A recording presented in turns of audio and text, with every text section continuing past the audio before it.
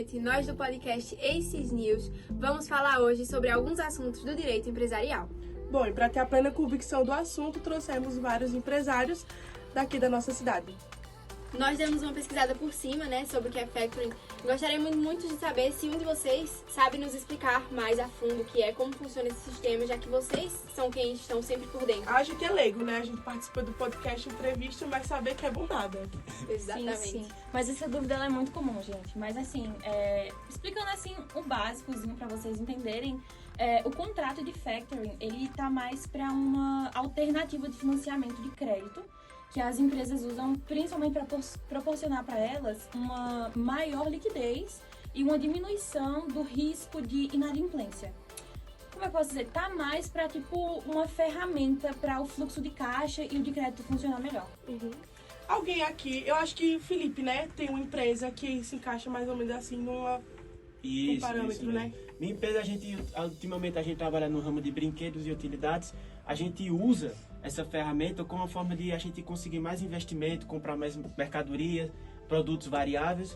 E assim, melhora o fluxo, como a empresária aqui do meu lado falou, melhora o fluxo de caixa porque assim, não só aumenta a produção em si e o dinheiro roda dentro da loja, mas também com os produtos novos da tecnologia que vai avançando dia a dia e também trazer mais variedade para o público, que procura todo dia coisas diferentes. Perfeito.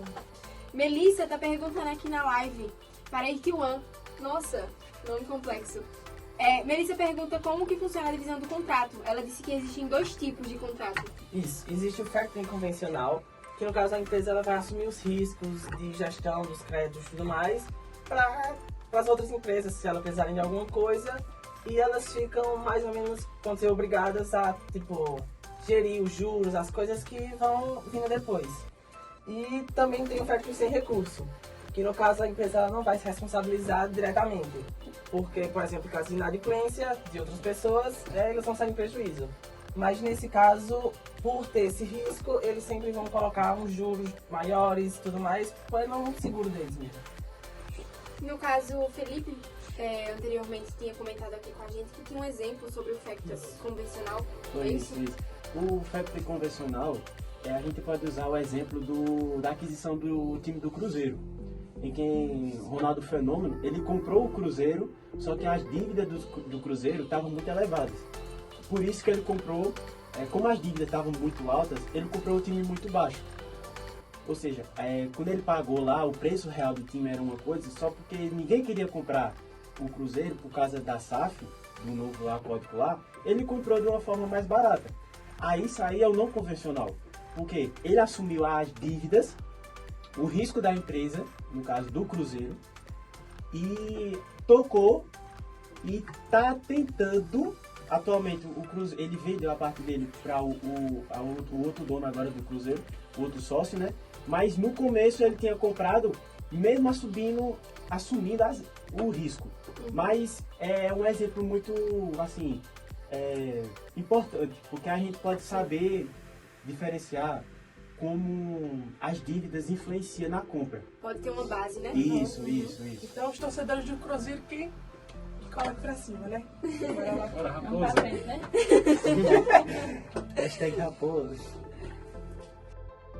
Temos uma interessante pergunta aqui da professora de Direito Empresarial da SES Unita, Renata Lima. Ela pergunta aqui, o novo credor nessa relação é obrigatoriamente um banco? Miguel. Muito boa pergunta, Renata. Muitas boas lembranças da senhora, viu? Um abraço. Bom, em relação à pergunta, não necessariamente. Tem que ser uma pessoa jurídica, lógico, mas pode ser uma financiadora, desde que tenha capacidade de arcar com os custos dos créditos acordados anteriormente. Ok. Temos uma fã aqui de carteirinha que todos os podcasts ela assiste da gente e ela fez uma afirmação e eu vou perguntar para vocês se é verdade ou não, porque eu não entendo nada sobre o assunto. Ela falou que é importante destacar que o factoring não se confunde com um empréstimo ou financiamento, pois não envolve a transferência de recursos financeiros, mas sim a compra de direitos creditórios. Além disso, o contrato de factoring não é uma atividade bancária, sendo realizada por empresas especializadas nesse tipo, de operação financeira. Isso é verdade? Sim. Então, Tá a certo. empresa de vocês, ela é específica. Ela é especializada para isso. Isso. Ah, então agora que eu entendi melhor. Acaba de fazer um comentário aqui. O amante do direito empresarial, Adrielmo Moura, ele é Grande, incrível, grande. incrível, O mestre. grande aqui. O mestre. Fez uma afirmação aqui. Ele fala sobre a confidencialidade. O contrato de factoring geralmente envolve informações sensíveis sobre os clientes da empresa faturizada, como dados financeiros e de crédito. E ainda afirma aqui, ó, portanto, é crucial que haja cláusulas de confidencialidade no contrato para proteger essas informações. É isso mesmo, galera? É sim. Isso mesmo. Pessoal, queria agradecer a todos vocês aqui, né, por essa ilustre presença, mas eu vou ter que me retirar só uns minutinhos, eu vou ter que assinar um contrato de extrema importância e vou deixar aqui com Eduarda. Então, em boas mãos, viu? Vamos lembrar também o controle de crédito, que antes de firmar o acordo, de assinar, as empresas elas meio que dão uma analisada, uma investigadinha na dívida de crédito do devedor, para ajudar também no acordo, né? Ver quais são os riscos desse acordo falhar, desse devedor não cumprir com o acordo. Isso também ajuda a mitigar muito como nossa companheira aqui já falou, inadimplências. Então, no caso, o Miguel completou a fala do professor Adrielmo. Também. Ele perguntou se saberiam também responder a documentação adequada, a regulamentação específica e o relacionamento de longo prazo. Quem de vocês se... Cada um explica, Solicita. não? Pode ser. Pronto, ok. Qual a primeira documentação dessa? Documentação adequada. É comigo. Ok. A documentação adequada, para você fazer ela, primeiro você tem que ter o acordo entre as partes. Que nem um pouco da fala que o empresário Miguel falou. Tem que ter o acordo entre as partes e ele tem que estar disposto a dizer assim, os termos, a analisação de termos, colocar no papel o que vai acontecer, as taxas, os juros, como é que vai ser organizado a empresa, como é que vai ser vendida ou comprada. Assim, é mais a parte mais de papel, de assinar mesmo e pronto, tá tudo certo. Mas sempre com um olhar de inspeção, de prestar atenção nos termos que está pedindo, as cláusulas que ele está informando para a pessoa que vai comprar ou vender, sempre com esse olhar de inspecionamento. Regulamentação específica, alguém se candidata? Eu posso. Ok. No caso da regulamentação específica, apesar de não existir, né, nenhuma lei específica, ao fazer algum tipo de contrato com a pessoa, sempre vão ter as especificidades e tudo mais. No caso, em relação às práticas, as regras específicas, elas podem variar de acordo com o país e a jurisdição. Mas é importante que as empresas envolvidas, elas sempre estejam cientes das leis locais e tudo mais. Relacionamento de longo prazo? Só pra mim.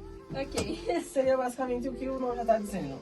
Como o contrato, vamos falar assim, do credor e do devedor, vai durar por muito tempo, sempre tem que ter uma boa comunicação, sempre tem que ter uma boa relação entre as partes, um bom diálogo, porque vai ser um contrato que vai demorar durante muito tempo, porque ninguém sabe, né, quando vai pagar essas coisas, mas é isso. Então, no caso, pra gente fazer meio que um resumo. O contrato de factoring é uma ferramenta financeira que otimiza o fluxo de caixa e gerencia os créditos em uma melhor forma. Ok. Encerrando aqui, muito obrigada pela participação de vocês, por tudo que vocês falaram, tudo que vocês trouxeram, os pensamentos de vocês, as ideias de vocês. Obrigada pela galerinha de casa que interagiu com a gente, né? Muito obrigada. Vocês gostariam de falar alguma coisa? Só dar um parênteses aqui e agradecer a professora Renata Lima, né? Querida professora da ACES, e o professor Adrielmo, especialista no ramo de empresarial. E agradecer aos nossos telespectadores por escutar um pouco mais do nosso podcast, um assunto interessante. Isso. Sim, acho que o Felipe já falou o suficiente, mas eu queria novamente me agradecer a vocês, principalmente pelo convite. Foi muito proveitoso. Infelizmente, ela teve que sair mais cedo, mas foi maravilhoso ter vocês assim como nossas entrevistadoras. Ok, obrigada. Nada?